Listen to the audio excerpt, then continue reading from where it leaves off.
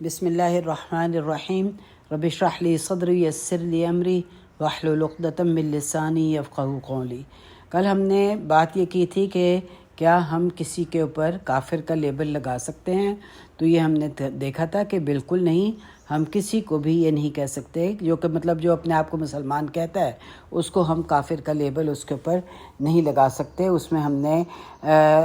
دیکھا، حدیث بھی تھی کہ آپ صلی اللہ علیہ وسلم نے کہا تھا کہ جو بھی ہماری نماز پڑھتا ہے اور قبلہ کی طرف رخ کرتا ہے اور ذبح کرتا ہے ہمارے مطابق، تو اس کو جو ہے وہ مسلمان ہے اور اس کا ذمہ اللہ کے ذمہ ہے اور اس کے ضرور کے لیے، لہٰذا اس پہ کسی قسم کی کوئی کمی نہ کرو۔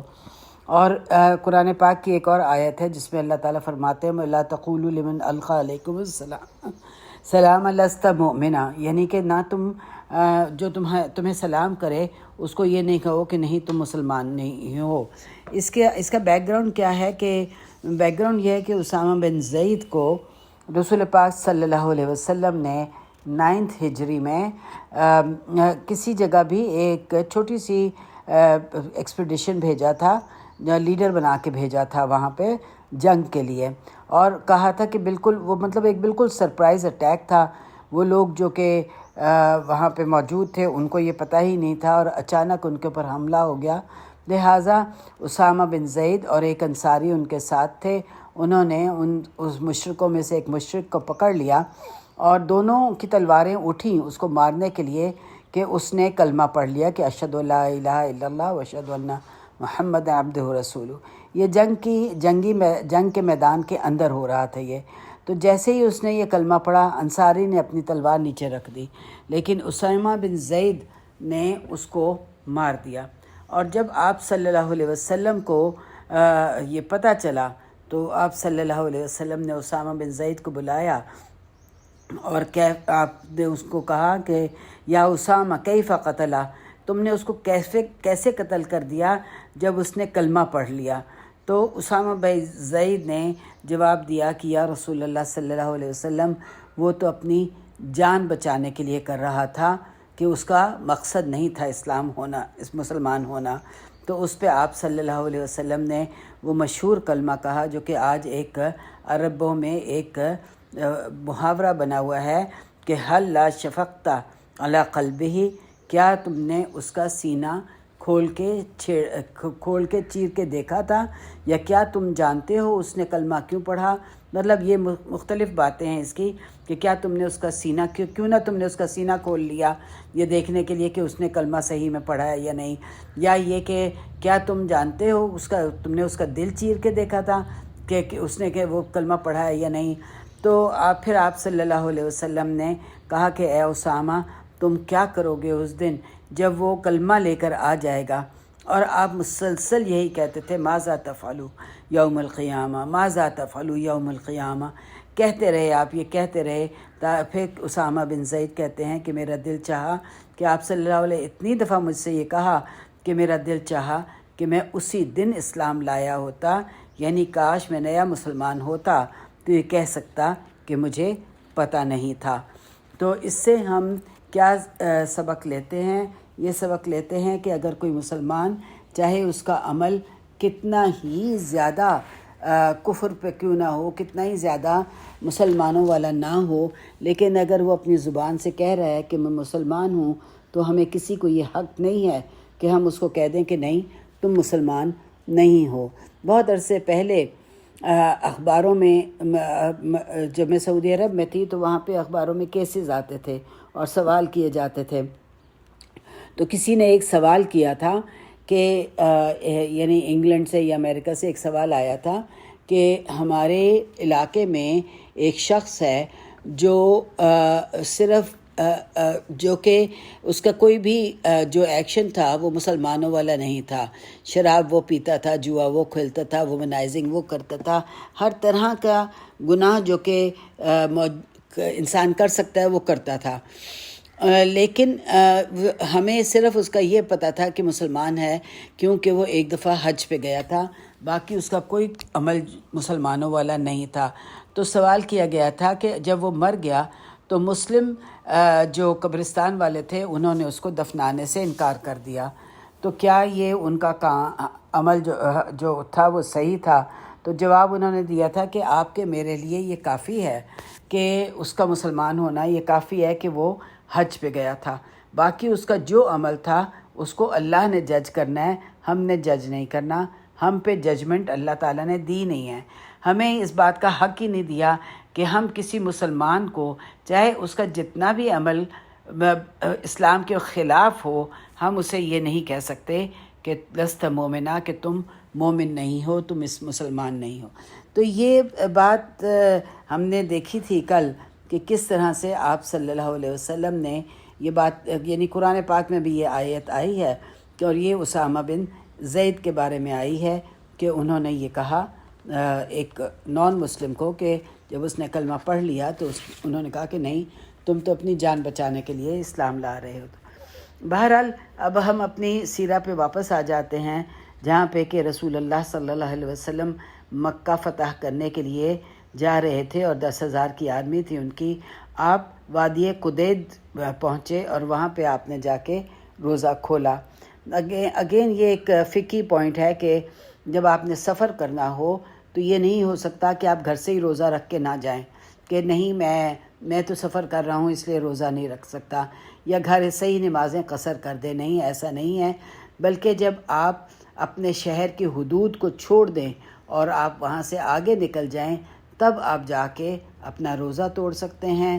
اور اپنی نمازیں قصر کر سکتے ہیں۔ بہرحال یہ فقہی اصول ہے، اس کے لیے ایکسپلینیشن بھی چاہیے۔ اور آپ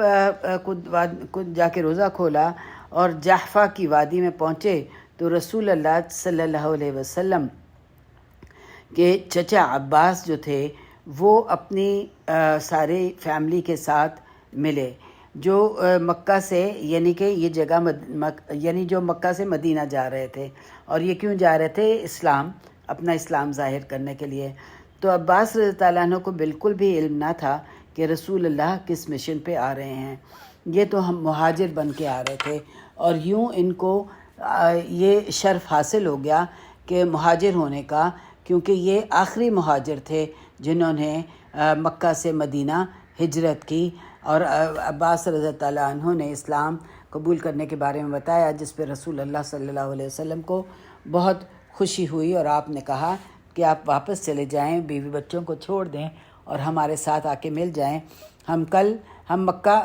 فتح کرنے کے لیے جا رہے ہیں۔ عباس رضی اللہ عنہ نے ایسا ہی کیا۔ اب اگر ہم دیکھیں کہ رسول اللہ صلی اللہ علیہ وسلم کے کتنے چچا تھے جنہوں نے سیرہ میں رول ادا کیا ہے، تو اس کا جواب ہے کہ 4۔ ایک حمزہ رضی اللہ عنہ، عباس رضی اللہ عنہ، ابو طالب اور ابو لہب۔ ان میں سے ابو لہب جو تھا وہ بدترین دشمن تھا، ابو طالب کفر پہ تھے لیکن بہترین ساتھی تھے، بہت مددگار تھے آپ کے، اور حمزہ اور عباس رضی اللہ عنہ دونوں اسلام لے آئے تھے۔ باقی زندہ نہیں رہے تھے جب تک کہ آپ کی بعثت ہوئی، اس وقت تک کوئی اور چچا زندہ نہیں تھا۔ تو یہ اس سے ہم دیکھتے ہیں کہ 2 تو کفر کی حالت میں فوت ہوئے، اور باقی 2 جو تھے یہ مسلمان ہوئے، اسلام لائے، اور حمزہ رضی اللہ عنہ تو سید الشہداء کہلائے، اور عباس رضی اللہ عنہ سب سے آخری مہاجر کہلائے، کیونکہ آپ صلی اللہ علیہ وسلم نے کہہ دیا تھا کہ جو مشہور حدیث ہے لا حجر بعد الفتح، یعنی کہ مکہ فتح ہو جانے کے بعد کوئی ہجرت نہیں ہے۔ اب سوال یہ پیدا ہوتا ہے کہ عباس رضی اللہ عنہ کب اسلام لائے؟ یہ ایک بہت بڑی کنٹروورسی ہے اور صحیح بات کسی کو نہیں معلوم۔ کچھ کہتے ہیں کہ آپ ہجرت سے پہلے بھی اسلام لے آئے تھے، جو کہ ممکن نہیں ہے، اور دوسرا یہ ہے کہ آپ کچھ ایک کہنا ہے کہ بدر سے بالکل پہلے اسلام لائے تھے، تیسرا یہ ہے کہ جنگی قیدی بنے اس وقت اسلام قبول کیا، چوتھا یہ ہے کہ خیبر کی جنگ سے پہلے لائے تھے، اور پانچواں یہ کہ اب فتح کے وقت۔ لیکن عام خیال یہ ہے کہ جب آپ جنگی قیدی بن کے آئے تو اسلام جو تھا آپ کے دل میں داخل ہو گیا تھا، اور آپ اسلام لے آئے تھے، اور مکہ میں رسول اللہ صلی اللہ علیہ وسلم کے کہنے پر ایک جاسوسی کا کام کر رہے تھے۔ بہرحال واللہ عالم، اللہ بہتر جانتا ہے، لیکن خیال یہی ہے کہ بدر پر اسلام کے لیے دل کھل گیا تھا۔ عباس رضی اللہ عنہ آپ کے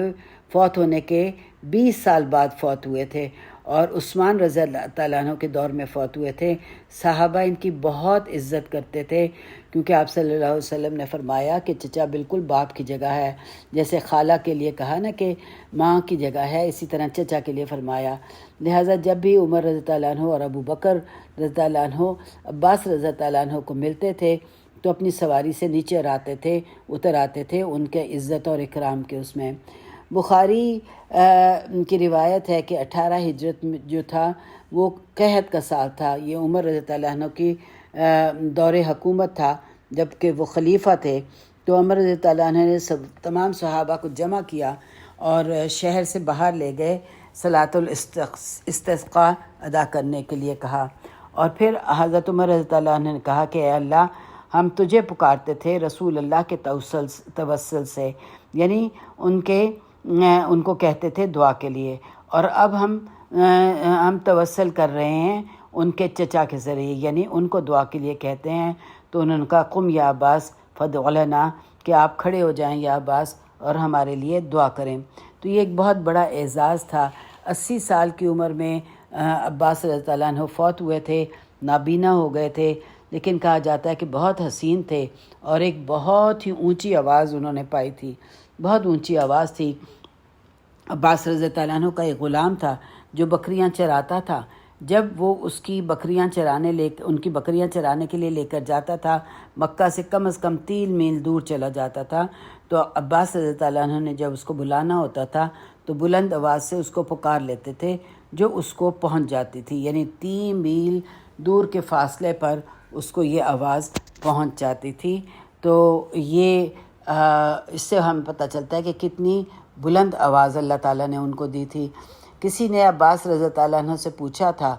رسول اللہ صلی اللہ علیہ وسلم کے فوت ہونے کے بعد عباس رضی اللہ عنہ سے پوچھا کہ اے عباس انت اکبر ام رسول اللہ، آپ بڑے ہیں یا رسول اللہ صلی اللہ علیہ وسلم؟ یعنی ان کا سوال کرنے کا مقصد کیا تھا کہ عمر میں کون بڑا ہے؟ تو عباس رضی اللہ عنہ نے مسکرا کے جواب دیا، رسول اللہ صلی اللہ علیہ وسلم درجے میں مجھ سے بہت بلند ہیں، مگر میں عمر میں ان سے زیادہ ہوں، یعنی رسول اللہ اکبر منی، کہ کہا کہ وہ مجھ سے درجے میں بڑے ہیں۔ کیا ادب ہے جو کہ انہوں نے رسول اللہ صلی اللہ علیہ وسلم کو عطا دیا، اور انہی کی نسل سے ان کی ڈائنیسٹی چلی، یعنی عباسی خلافت، جو کہ 750 عیسوی سے لے کے 1258 تک ان کی ڈائنیسٹی چلی تھی، جہاں تک کہ پھر منگولز نے آ کے ان کو ختم کیا تھا۔ بہرحال یہ بہت یعنی کہ ان کی عباسی خلافت چلی تھی۔ اس کے بعد پھر مملوک نے منگولز کو شکست دی تھی، اور انہوں نے پھر بھی یہی ہوا تھا کہ مملوک نے جب منگولز آ گئے لیکن منگولز کو مملوک نے شکست دے دی تھی، تو انہوں نے ایک عباسی خلیفہ کا بھتیجا لے کر اسے ایک چاہے پپٹ خلیفہ بنایا، بغداد سے لے کر قاہرہ لے کر آئے، اور یوں عباسیوں کی حکومت سلطنت عثمانیہ کے بادشاہ سلیم تک قائم رہی، یعنی 750 سے لے کر اگر ہم کہیں تو 1500 CE تک یہ خلیفہ رہے۔ چاہے وہ برائے نام تھے، لیکن جو بھی تھا خلیفہ یہ تھے۔ ہارون رشید، مامون رشید، سب انہی کے خاندان سے تھے، یعنی انہی کے ڈسینڈنٹس تھے عباسیوں کے۔ اب بہرحال اب یہ خبر پھیل گئی ہوئی تھی کہ رسول اللہ صلی اللہ علیہ وسلم مکہ پر حملہ کرنے کے لیے آ رہے ہیں، جس کی وجہ سے 2 اور لوگ اسلام بھی لانے کے لیے آئے، جو کہ آپ صلی اللہ علیہ وسلم کے بدترین دشمن تھے اور اپنی دشمنی میں حد سے زیادہ گزر گئے تھے۔ یہ رسول اللہ صلی اللہ علیہ وسلم کے کزنز تھے، اور کیونکہ مگر آپ نے ان کو جب یہ آپ کو ملنے آئے تو آپ نے ان کو ملنے سے انکار کر دیا۔ کیونکہ اگرچہ آپ رحمت العالمین تھے، لیکن کہیں یہ بھی بتانا ضروری ہوتا ہے کہ حدیں پار کرنے والا معاف نہیں کیا جا سکتا، اور انہوں نے رسول پاک صلی اللہ علیہ وسلم کا ساتھ اس وقت نہ دیا تھا جب کہ ان کو شدید ضرورت تھی، لیکن جب ان دونوں نے بہت منت سماجت کی تو رسول اللہ صلی اللہ علیہ وسلم کا دل نرم ہو گیا، اور انہوں نے بلا لیا ان میں سے ایک شخص جو نے نظم لکھی تھی جو ایک بلاغت کے لحاظ سے بہت ہی خوبصورت تھی. یعنی یہ عربی کی نظمیں نہ تو ہم ان کی عربی سمجھ سکتے ہیں اور نہ ہی ان کی ڈیپتھ سمجھ سکتے ہیں، لیکن عربی میں اس وقت عرب کا یہ رول تھا کہ وہ بات پہنچانے کے لیے یا بات کو ایکسپلینیشن کے لیے یا کسی بات کی وضاحت کرنے کے لیے نظمیں لکھا کرتے ہوتے تھے، اور وہ نظمیں بہت ہی زیادہ بلاغت کے لحاظ سے بلند ہوتی تھیں. تو انہوں نے بھی نظم لکھی تو آپ کا دل جو تھا وہ بہت نرم ہوا اور آپ نے ان دونوں کو معاف کر دیا. اب رسول پاک صلی اللہ علیہ وسلم مکہ سے صرف ایک دن کے فاصلے پر تھے اور آپ نے مرہ دہران پر رک گئے، اور آپ صلی اللہ علیہ وسلم نے فرمایا کہ آگیں جلا دو، کیونکہ اب کسی کا ڈر نہیں تھا. اور کیوں اس لیے کہ مکہ میں بھی تقریباً 3/4 لوگ مسلمان ہو گئے تھے. تو ہم امیجن کر سکتے ہیں کہ رات کا وقت ہوگا، صحرا ہے اور 10,000 لوگ ہیں، وہ ہر کوئی اپنی اپنی آگ جلا رہا ہے، تو کیا سما ہوگا کہ حد نگاہ تک روشنی ہی روشنی ہے، حد نگاہ تک سر ہی سر ہیں. عباس رضی اللہ عنہ کو قریش پر بہت افسوس ہوا اور انہوں نے رسول پاک صلی اللہ علیہ وسلم سے کہا کہ مجھے جانے دیں، میں قریش سے بات چیت کر کے آؤں. رسول اللہ صلی اللہ علیہ وسلم نے اپنا خچر، جس کا نام میں نے پہلے بھی بتایا تھا کہ دلدل تھا، وہ دیا اور کہا کہ جائیں. لہٰذا آدھی رات گزر چکی تھی اور عباس جو تھے اپنے دلدل پر جا رہے تھے مکہ، اور ساتھ ہی کہہ رہے تھے کہ کتنی بری صبح ہے قریش کے لیے اگر رسول اللہ صلی اللہ علیہ وسلم مکہ پر حملہ کرنے کے لیے داخل ہو جائیں اس سے پہلے کہ قریش ان کے پاس ہیں. اور بات یہ تھی کہ قریش کے لیے یہ بات تباہ کن ہوگا، یعنی ذلت کا سبب ہوگا. آپ چلتے جا رہے تھے اندھیرے میں کہ کچھ ہی دور بعد آپ کو 3 لوگ ملے جو چلتے ہوئے آ رہے تھے. اس میں کون تھا؟ سب سے پہلے ابو سفیان یعنی معاویہ رضی اللہ عنہ کے والد، اور پھر دوسرا حکیم ابن حزام تھے، اور قدیل ابن ورقہ. یہ 3 لوگ تھے، اور یہ لوگ آئے اور انہوں نے آگیں جلتی دیکھی تو حیران ہو گئے اور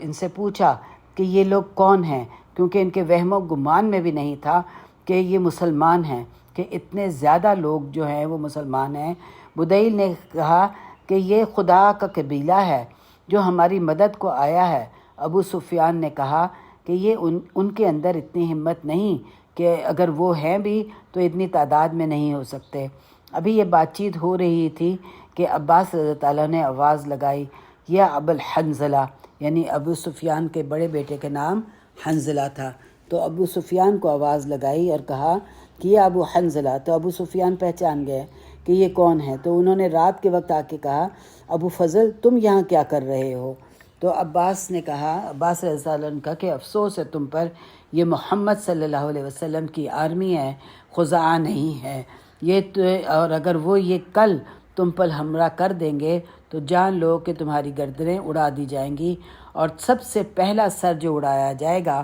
ابو سفیان، وہ تمہارا ہو گیا. ابو سفیان نے جب یہ چیز دیکھی تو گھبرا گیا اور کہنے لگا کہ پھر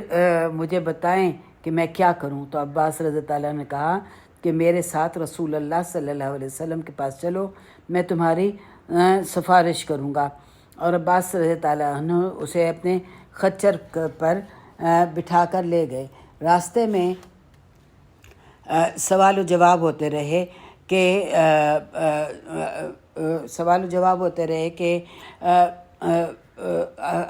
عباس رضی اللہ عنہ ابو سفیان کو بتاتے رہے کہ ہم لوگ کون ہیں، اور عباس انہوں نے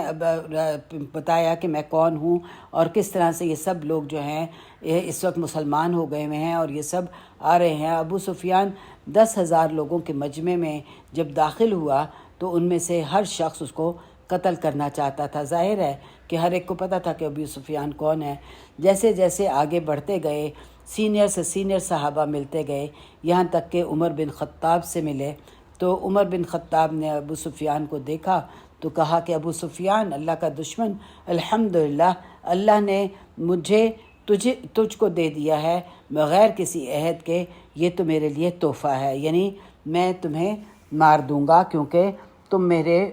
قابو آ گئے ہو۔ تو عباس رضی اللہ عنہ نے کہا او عمر یہ میری امان میں ہے،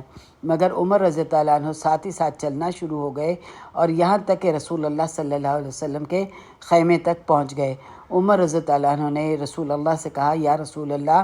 یہ اللہ کا دشمن ہے، اس سے ہمارا کوئی عہد نہیں ہے۔ عباس رضی اللہ عنہ نے کہا کہ یہ میری امان میں ہے۔ دونوں میں آپس میں بحث مباحثہ ہو رہا تھا کہ آخر کار عباس نے کہا کہ اے عمر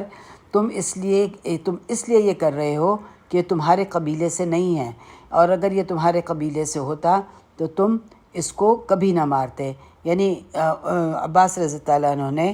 ٹرائبل جو کارڈ تھا وہ کھیل گیا۔ تو یہ اس لیے ایسا ہوا کہ عباس نئے نئے اسلام لائے تھے، اسلام کی محبتیں نہ جانتے تھے۔ اس پر عمر رضی اللہ عنہ فوراً رک گئے اور بولے کہ احتیاط برتو اے عباس، اللہ کی قسم تمہارا اسلام لانا مجھے زیادہ عزیز ہے اس بات کے کہ بنسبت اس کے کہ میرا اپنا باپ اسلام قبول کرتا، صرف اس لیے کہ رسول اللہ صلی اللہ علیہ وسلم کو تمہارے اسلام لانے سے زیادہ خوشی ہوئی ہے بنسبت میرے والد کے اسلام لانے سے۔ اور اس سے سبحان اللہ ہمیں یہ پتہ چلتا ہے کہ کس قدر محبت رسول اللہ صلی اللہ علیہ وسلم کی ان لوگوں کے دلوں میں تھی کہ وہ اپنے والد کا اسلام لانا ان کو اتنا عزیز نہیں تھا جتنا عباس رضی اللہ عنہ کا، کیونکہ وہ ان کے چچا تھے اور اسلام لائے تھے۔ تو اللہ تعالیٰ ہم سب کے گناہ کبیرہ صغیرہ معاف فرمائے اور ہمیں نیکی کی توفیق دے، اور سیرہ کے تمام سیرہ کو جاننے اور اس کو آگے پہنچانے میں ہماری مدد فرمائے۔ ربنا تقبل منا انک انت السمیع العلیم وتب علینا انک انت التواب الرحیم، وصلی اللہ علی نبینا محمد وعلی آلہ وصحبہ اجمعین، وآخر دعوانا الحمد للہ رب العالمین۔